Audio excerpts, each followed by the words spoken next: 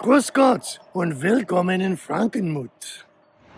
Welcome to the Frankenmuth Historical Museum. My name is Michael. I'm one of the docents here, and I'd like to tell you a little bit about the history of Frankenmuth, which means the courage of the Franconians. Frankenmuth was first established in 1845, but we have to go a little bit before that because the gentleman right up here, this is Pastor Leahy, which in German, his real pronunciation would be Wilhelm Löhe. And Wilhelm Löhe was a kind of a roving minister of the Lutheran faith here in the Great Lakes area. He was also somewhat of a missionary. He was a great orator and preacher. And part of what he did in the very young state of Michigan was to look for places that did not have an established church yet, where he might encourage some followers to set up a church. And he noticed that in the greater Saginaw area, there was land available for purchase, and there wasn't a church already here. So Pastor Löhe right there writes to his protege, which is Pastor August Kremer, right there, and encourages him to find some followers who are willing to give up their lives in Germany, come all the way to America, dangerous journey, a lot of uncertainties, and establish a Lutheran stronghold right here in this general area. But you know what? It's going to take Mut. That means courage, and lots of Mut. So let's jump on board the Caroline and find out how they did this. So now Pastor Kremer found 14 other souls that were willing to come with him from Neuendettelsau, which is in Franconia, which Franconia is in the northern part of the country, yes, country of Bavaria. Back then in 1845, Bavaria was a country. There wasn't the country of Germany yet. And these brave souls were willing to pack up everything and show their Mut and come on down to a brand new country whose language they did not speak and wanted to settle and create a Lutheran stronghold in the Saginaw area of Michigan. So they had to take a wagon all the way up to Bremen, take a boat, which is the Caroline, all the way out to Ellis Island, then a different boat up the Hudson to Albany, then a train to Buffalo, and then a boat across Lake Erie and up through Lake Huron, and then to Saginaw. That's where they actually left the lady folks at a hotel while the men purchased the land and then started building accommodations. We'll get to that part in a minute, but let's enter onto the Caroline here. Here is our display of the Caroline and what it was like. It was very dark. The entire journey took 3 months. The boat ride was about 51 days, very long, very arduous journey for them. But again, they had Mut, and that courage brought them to know everything they needed. Now, they did bring along a couple of bells. This here says zwei Glocken, which are 2 bells, which we'll get to at the very end of the video. Those are still available for us to see, but that was a donation from the Lutheran Church over in Franconia, plus the cross that you see there and a few other things, all right? They brought, of course, their big Bibles, bigger than anything you've ever seen before, huge tomes that would be heavy. But again, all they could carry was really mostly in a trunk, and so they had to pare down. Now, why would they make this arduous journey where one child was actually lost in the journey due to smallpox, and another one was born, but it was difficult? 3 reasons. Number 1, these Lutherans wanted to minister to the local Chippewa nation, and we'll get to that in the next room. Number 2, they wanted to create a true pure Lutheran stronghold. And what do I mean by that? In the 1845 timeline, there was a philosophy invading Europe called rationalism. And among other things, rationalism was invading the church and saying, oh, well, the miracles of the Bible, they were not real. Those are just stories told to teach a virtue. And of course, the true Lutheran said, no, Luther did not teach that. Luther taught that those miracles were real miracles, and we got to keep Luther's Lutheranism pure. And so that was the number two. The number three is really unusual, and that is that in Bavaria at the time, there was a really weird marriage law that was designed to make sure that a man who wanted to marry could provide for his family. So he had to prove this by either being a landowner or maybe having a very large sum of money or income capacity. But the bar was set so high that a typical peasant could never afford this. And so that meant that your regular people could not get legally married. Well, what's a good Lutheran to do, right? Just live together? No, that's not what Lutherans do. So there were 4 couples who went along on this missionary journey who came partly because they could marry in America without this, this law. And so they could do it legally and under God's correct light. That was the idea.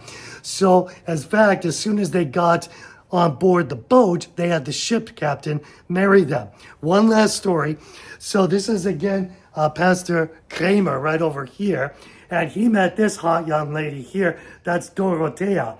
And Dorothea was not part of the original 15, but she met Pastor Kramer and they got married before they even reached Ellis Island.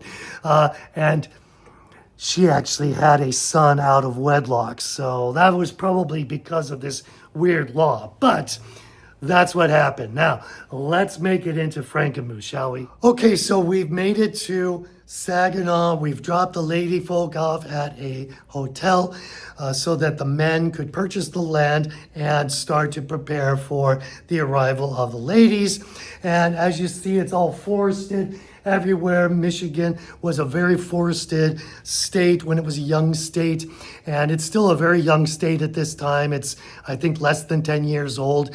And the Germans get here and they purchase the land, and the first order of business is they got to chop down some trees. So they get their tools out, start hacking away and making these beams like this so they can build a log cabin, such as what you see right behind me here. We've got a better reconstruction across the street from the St. Lawrence Church that you may want to see. It's only a mile west of here. Now, once they got enough cabins built, they brought their lady folk back. Now it's August 20th, and even though the men were here first, we do consider that August 20 date to be the true foundation date of Frankenmuth, okay? Now, at this point, we're also meeting the Chippewa that we want to minister to. And the Chippewa we often hear about Native Americans and Europeans really clashing, but not in this case. In this case, both the Chippewa and the Germans really liked each other, respected each other, worked with each other. And the Chippewa language, which is called Ojibwa, I hope I'm pronouncing that right, Ojibwa, did not have a written form. And the Germans took the Roman alphabet and were able to transliterate or basically sound out the language so that you could see some of the examples up here of what that looked like in writing, okay?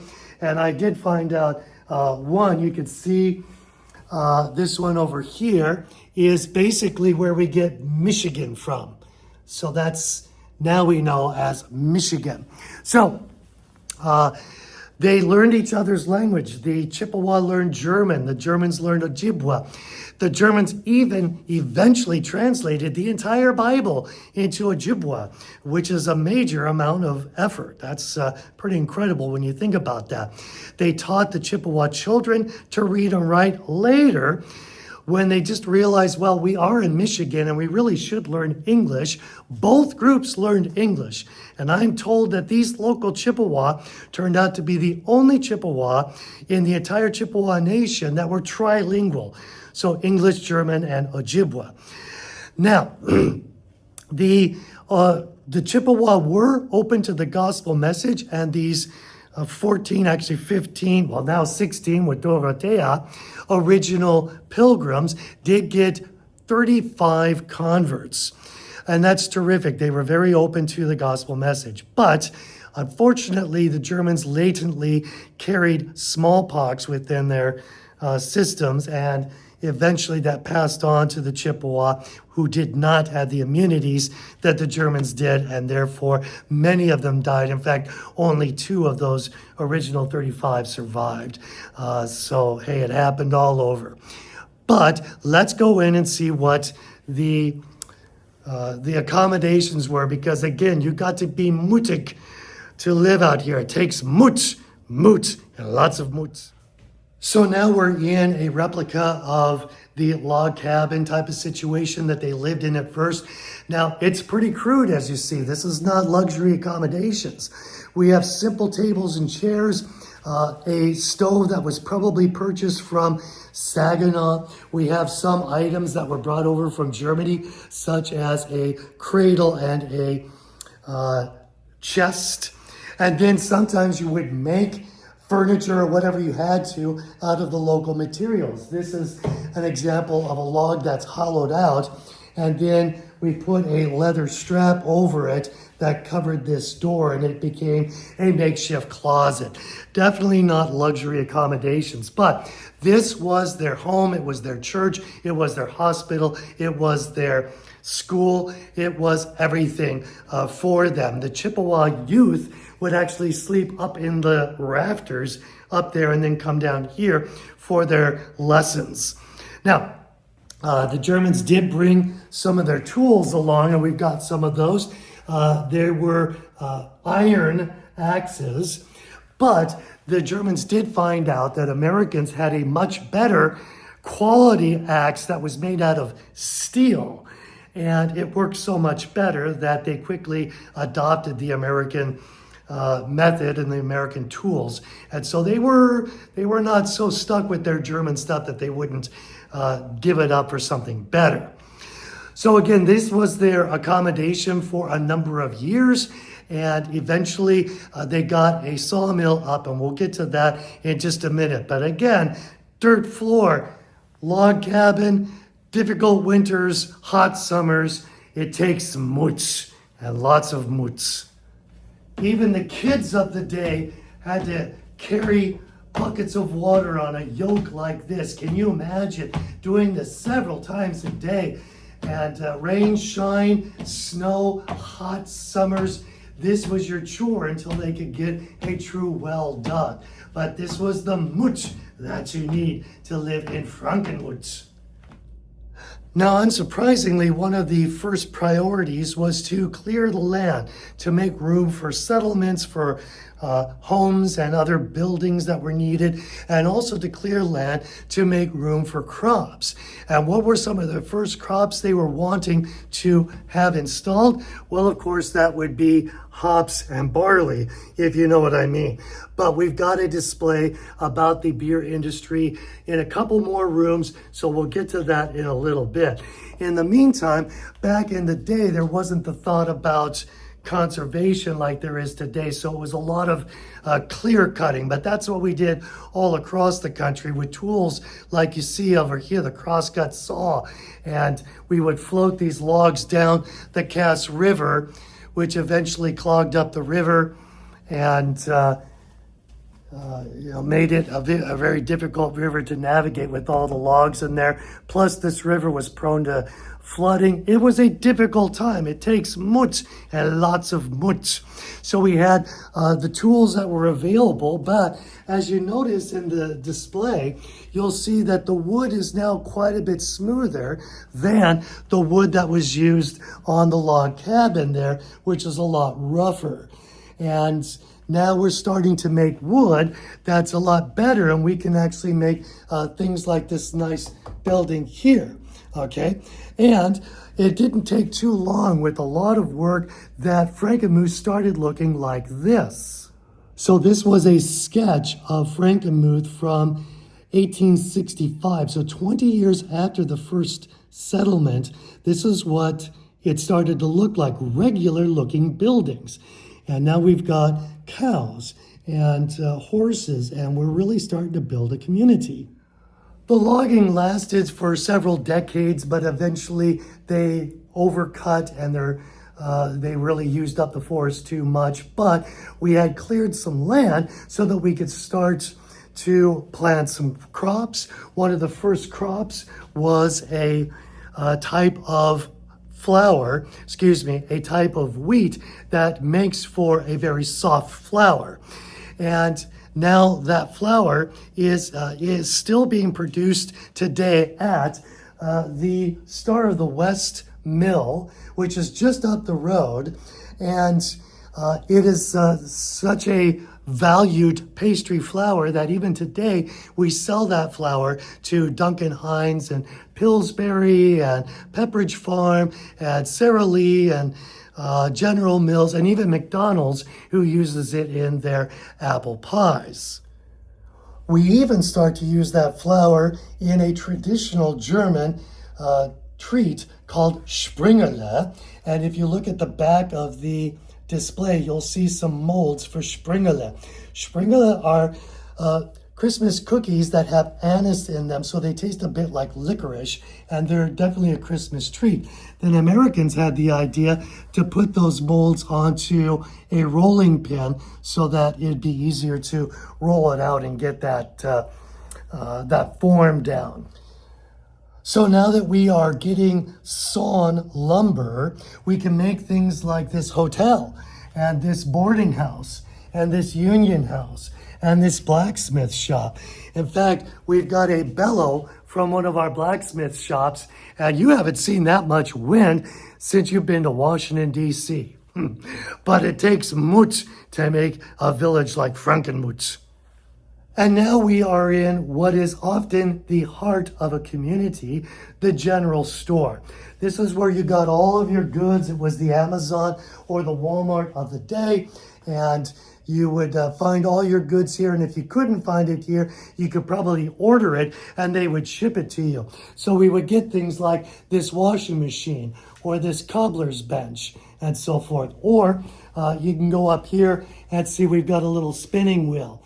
And we've got a washboard right over here and a butter churn and so forth. So you could get a lot of goods at the general store. You can also get your mail at the general store.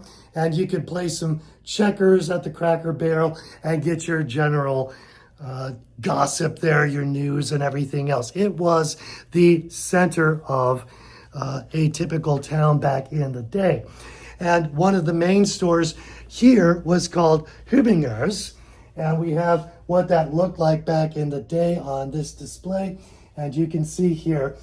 By the way, a lot of people are interested when I tell them this. Back in the day, you wouldn't just grab items off the shelf and then take them to a central cashier like you do today. In this case, you would tell the clerk what you want, and he or she would go grab that item and then come up with a bill, and you would pay him or her directly. Out of curiosity, do you know which store in the U.S. was the first to implement what we're used to now, where we grab things off the shelf and bring it to the central register? That would be Piggly Wiggly. No kidding. From the South, Piggly Wiggly, and it wasn't until 1916. So it took a long time to get the modern idea of that in. But again, central location. Now, on this map here, we are currently somewhere right about here, okay? And there's the Cass River, named after the first governor of the territorial governor of Michigan. And then the first settlement, the church, would actually be right about here, a mile to the west. Okay, so it's not on this particular map. But I've got one more map to show you. And this one has some of the original settlements. So this was the purchase area right here. This is Saginaw, there's Lake Huron, okay? And so this is what was purchased. And we're down here towards the south. That's Frankenmuth down here, okay? But this was settled in 1845. 2 years later, they established the town of Frankentrost right here. And then 2 years after that, Frankenlust. Oh, by the way, Frankentrost means the comfort of the Franconians. And then Frankenlust, which means the desire of the Franconians. And then Frankenhilf, which is the help of the Franconians. But these three other settlements really did not last like Frankenmuth has. So Frankenmuth had the moot to last throughout time, and we're still here.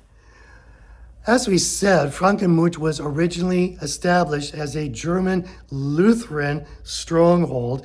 And for the first 60 years, believe it or not, everyone was welcome. But if you wanted to purchase a parcel of land and settle here, you had to be German and you had to be Lutheran. It wasn't until 1905 that the first non-German, non-Lutheran bought a parcel of land, and that was an Irish Catholic who was a blacksmith. So there goes the neighborhood, right? Now, I'm just kidding, of course. But we are now entering into our war room. We have World War I right behind me, and then World War II on this side here. Now, here's the thing you need to think about. These folks from Frankenmuth were Germans. They had either freshly come from Germany, or maybe they were first or possibly second generation, but they likely had relatives still in Germany.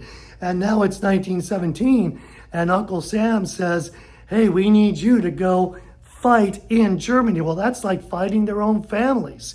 Would they go to Germany and fight against their own families? Well, the folks of Frankenmuth were patriotic Americans, and they decided to go, but with the mindset of, I'm not fighting my families, I'm fighting the Kaiser. Or in this case, I'm fighting Hitler in World War II. So they did participate, and quite a bit. You can see a picture over here of some of the participation we had in World War I. And in World War II, the national average participation was 4% of a community signed up for the armed services. But here in Frankenmuth, 13%. This picture shows 1946. So these were the folks that survived World War II. And look at all of them. Frankenmuth in 1946 only had a population of 1,100. So that's a good swath of our folks here, and we had a great participation. And it makes sense because almost everyone could speak German. And so they were used for translation and infiltration as spies and everything else. On top of that, you'll see that in World War II, we had POWs here. Now, there were 500 POW camps where we sent German captives all across the country. But this was a special one because, again, everybody spoke German here. And so the Germans that were brought here really liked it.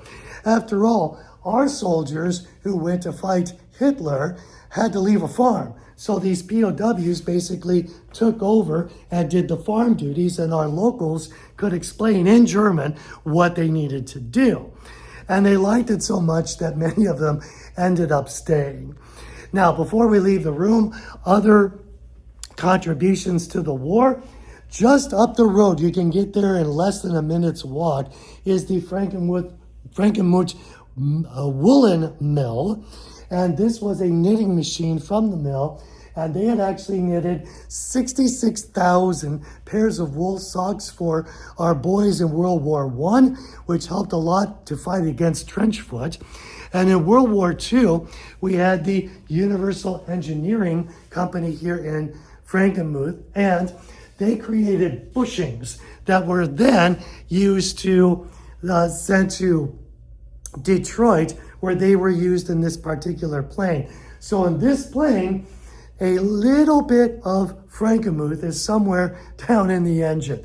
Little bushings, but very important for the aircraft. So we did try to participate in every way that we can. And now we're in our beer display. And I do want to say that beer is so important to the German ethos and their way of life. It needs to be explained a little bit. You see, during the Middle Ages, there was the Black Plague, right? And it killed many people, many people. And they did not understand at the time how germs work. They just knew, gee, if you drink the water, you might die. But if you drink beer, you'll live. And so that's why beer is thought to give life. It's a life-giving drink, all right? And even little babies, once they were weaned off their mother's milk, they went right on to beer. Of course, in smaller doses, but still, that was the safe drink.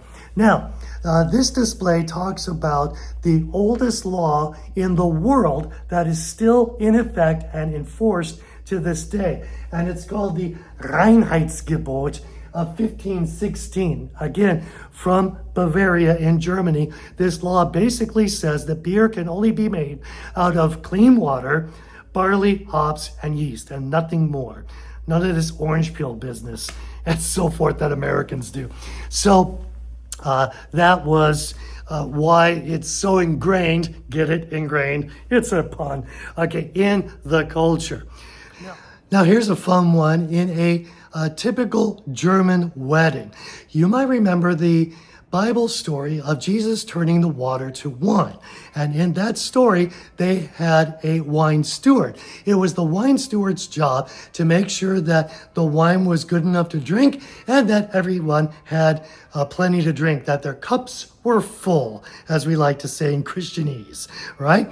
Well, a German wedding was similar, and you could see this one, behind me here. And as you look at this, you may notice a man right in the center who has an apron on. Well, he is called the beer schenker, and it is his job to do just what the wine steward did to make sure the beer was good enough to drink and that everybody's glass was full.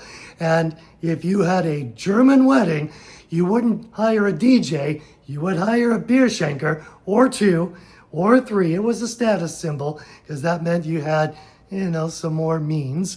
And that's how they celebrated their weddings, with beer, not this champagne business.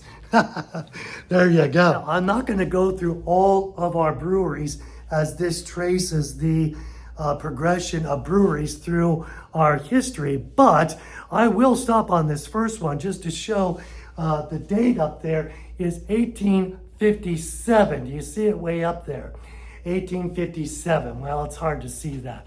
But so that means only 12 years after the settlement of Frankenmuth, they already had the crops growing enough to be able to start brewing their own beer and not imported from Saginaw or some other place. I do want to mention Prohibition, which was one of the stupidest parts of American history. But during Prohibition, for some weird reason, the feds really wanted to pick on little itty bitty Frankenmuth, which during Prohibition probably had, 700 people, a very small town. But the largest fine in history was not in Chicago, was not in New York. It was right here in little itty bitty Frankenmuth, okay?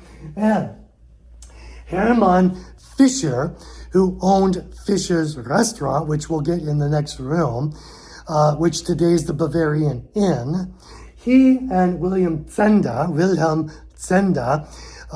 who obviously owns the Zender's Chicken Restaurant, okay, both of them were fined together $12,600, which was a king's ransom in that day.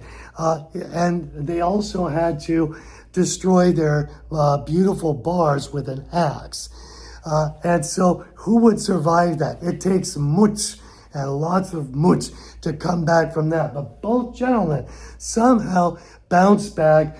Prohibition ends only 3 years later, 1933, and we're back to brewing. As we get to modern days, I do want to stop at this one here. This brewery, which looks very new, the Frankenmuth Brewery, is just up the street, maybe 5-minute walk at the most. And as you notice, it looks pretty new. It's been around for quite a while. However, what this display does not tell you is that in 1996, there was a terrible tornado that started at the St. Lawrence Church and ripped off the roof of our library and kept coming east and stopped basically right here, ripped off the facade of this beautiful brewery. And so that's why it had to be rebuilt after 1996, and that's why it looks so nice and new. But you gotta at least love the mascot of the brewery. This is Frankie the Wiener Dog, and he's been doggone good because they make doggone good craft beer.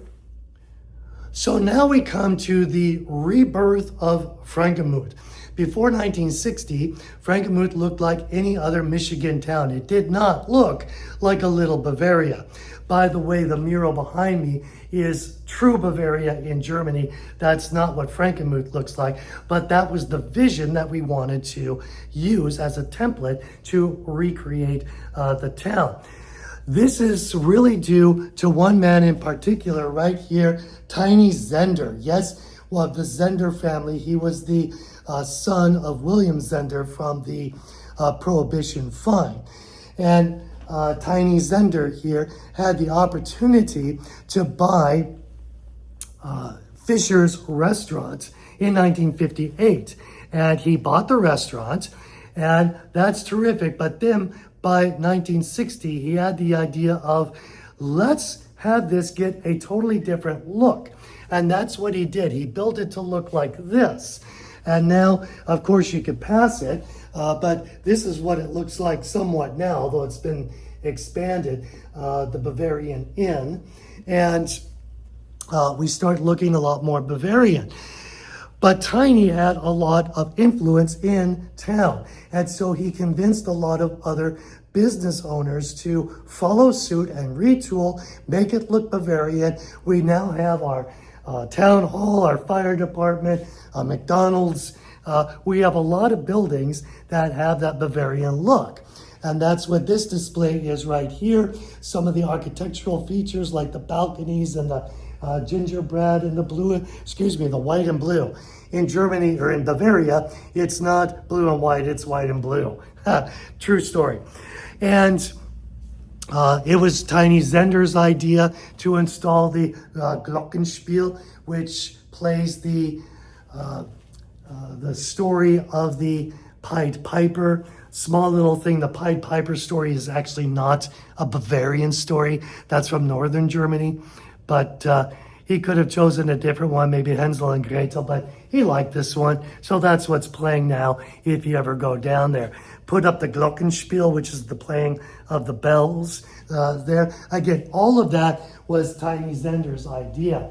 Here's Tiny Zender again when he was a bit younger with his wife and in his fine Bavarian garb over there.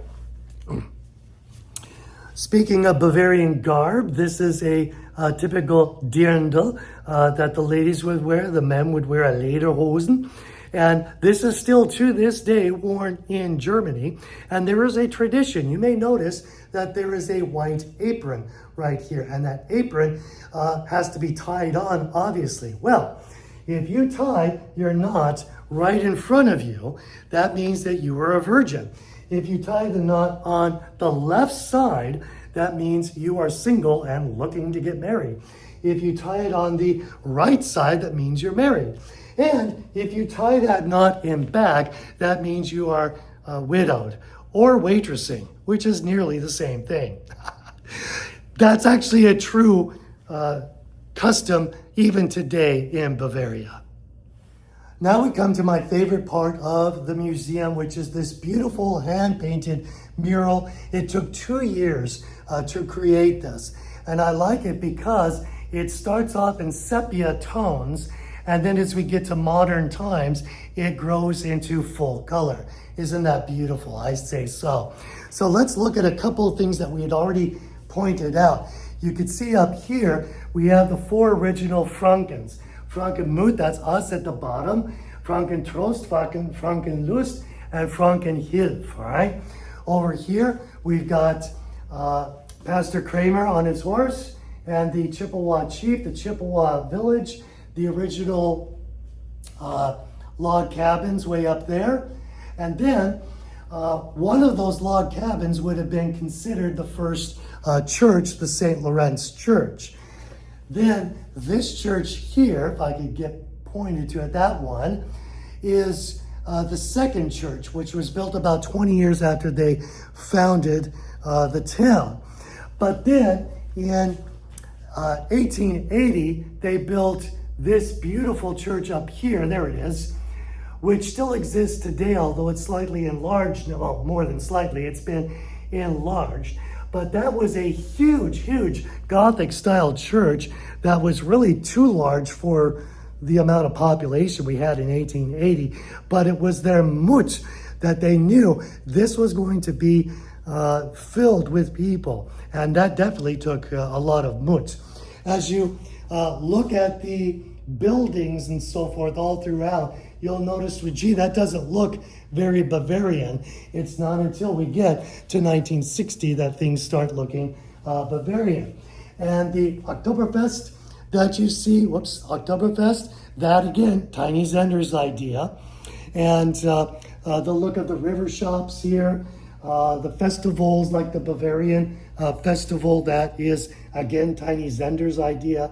The cheese house, his idea, and lots of other things, including the beautiful covered bridge that we have. That's all Tiny Zender again doing that. I'll get to that in a second. But before we leave this, I really do have to mention, after Tiny Zender, there would be one other major business owner that had a major effect on things here in Frankenmuth, and that would be down here, Wally Bronner, who created the the Christmas Wonderland, okay? And that is such a large place. A typical super Walmart is 4 acres, but Wally's place is 7 acres, so nearly double the size of a typical super Walmart. He alone gets about 2 million people coming there, and then the rest of Frankenmuth gets another million coming to visit. But Wally gets a lot of visitors down there. He's no longer with us, but he did have a lot of visitors that are famous, like Faith Hill, Marie Osmond, Laura Bush. My favorite story is that John Wayne, yes, the Duke, called up Wally Bronner from California, said, I got a problem. I need a Santa suit, and I'm a big guy. And nobody's got a Santa suit locally here in California. And Wally was able to hook him up and fly it out there so that the Duke could have a Santa suit. And for some reason, I picture the Duke having, his gun belt strapped onto a Santa suit. I'm just crazy the way I think sometimes. But there you go. True story on that.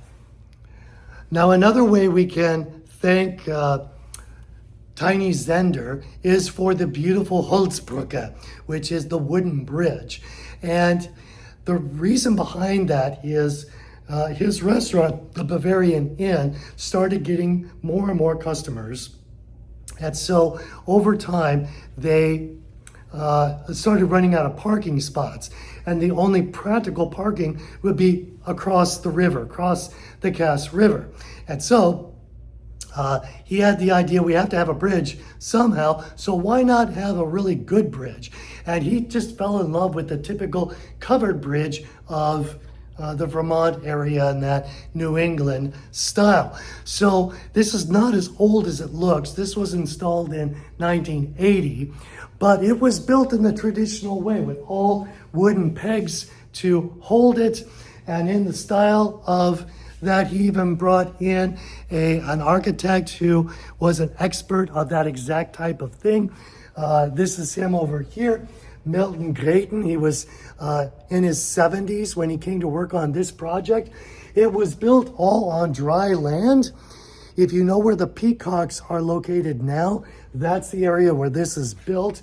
And then these two oxen, Buck and Bright, very slowly, with a system of pulleys and so forth, they were able to very slowly tug this bridge over the course of 3 weeks, inch by inch, just a few inches per hour, across the river until it was set in place. And these two oxen became local celebrities, and they were petted and everything else. Everybody wanted to see them. And the owner wanted these two oxen to be treated right. They like to have a hot shower every night. And you know what? The town in Frankenmuth had the mooch to do this. They actually arranged for these two oxen to walk through a car wash every night. True story. We're in our display about church now and what really makes Frankenmuth Frankenmuth, okay? And we have several displays that are meant to look like stained glass. The first one is faith. So of course we have a main emphasis on our Lutheran heritage. Not that we are exclusively Lutheran, but the town even to this day is very highly Lutheran, with St. Lawrence claiming about 3,000 members out of a town of 5,000. Next one is heritage, which is mostly our German heritage and German wedding celebrations, and even the pretzel. By the way, on the pretzel, did you know that the German word for pretzel is Brezel, okay, or Brezen? And that actually comes from the word for pray. And the reason for that, it was developed by a monk to be used as a reward for altar boys who memorized their prayers. And back in the day, you would pray like this. And that's why it looks in the odd shape that it's in. Our last stained glass is Gemütlichkeit, which is difficult to explain in English. It's basically a word that means that feeling that you're around friends and family and being among people you love. It's just a great feeling, Gemütlichkeit. Now, I mentioned that the St. Lawrence Church was built in 1880 at a cost of only $21,000. You can't even carpet the foyer for that price now. Then in 1967, there was an addition where we added the whole back section, and that included adding the stained glass. What's interesting is the stained glass has an interesting pattern. If you go there, and again, it's only a mile down the road to the west, you'll see a hill there with a tree line. And this tree line indicates where Frankenmuth is, and everything below the tree line is Frankenmuth local history. So Pastor Kramer, the Chippewa chief, they're in those bottom sections, along with local buildings, and all at the top would be heaven, so you'll have angels and apostles and so forth. It's really, really lovely, and you could get a free tour, and most times during the week at the church, unless they have a service going on, a funeral or something like that. Plus, you could walk across the street and ring the original bells and see their replica of the original log cabin. So that's a little bit about Frankenmuth, and I hope you enjoyed this tour. And please come to the Frankenmuth Historical Museum, and you could ask lots of more questions and get even more details. Auf Wiedersehen.